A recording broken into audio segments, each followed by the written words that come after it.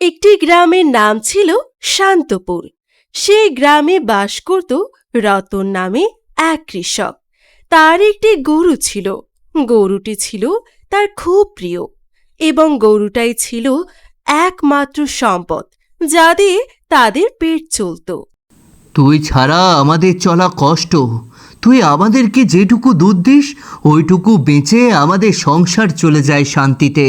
এই বলে রতন গরুর গায়ে হাত বুলিয়ে দেয়।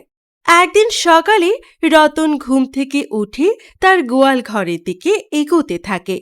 রতন অবাক হয়ে যায়।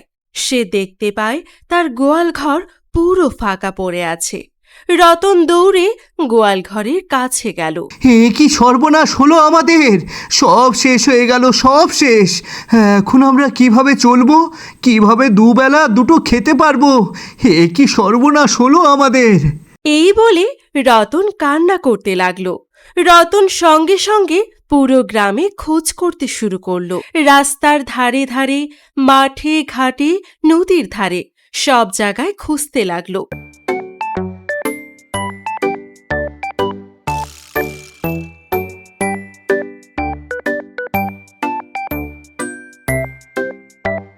কিন্তু কোথাও তার গরুটাকে দেখতে পায় না। কোথাও তো আমি আমার গরুটা দেখতে পেলাম না। এখন কি হবে আমার? কিভাবে চলবে আমার সংসারটা?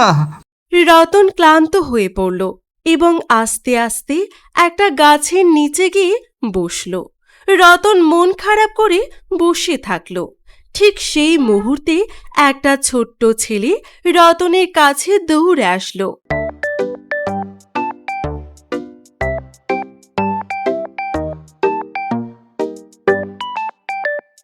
রতন কাকা, আরে ও রতন কাকা, আমি না তোমার ওই সাদা গরুটা দেখেছি রতন কাকা।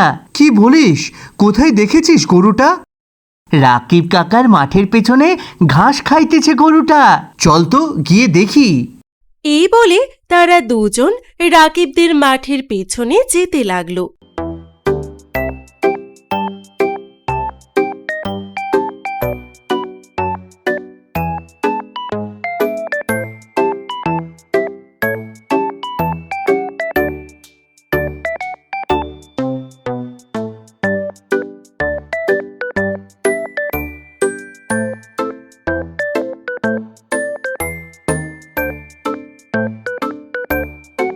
রতন দেখল সত্যি তার গরুটা ওখানেই রয়েছে। রতন গরুটার কাছে গিয়ে বলতে লাগলো, তুই এখানে রয়েছিস? আর আমি না জানি কত জায়গায় তোকে খোঁজ করেছি। চল চল, এখন আমার সঙ্গে বাড়ি চল। এই বলে রতন গরুটাকে নিয়ে বাড়ির দিকে রওনা দেয়।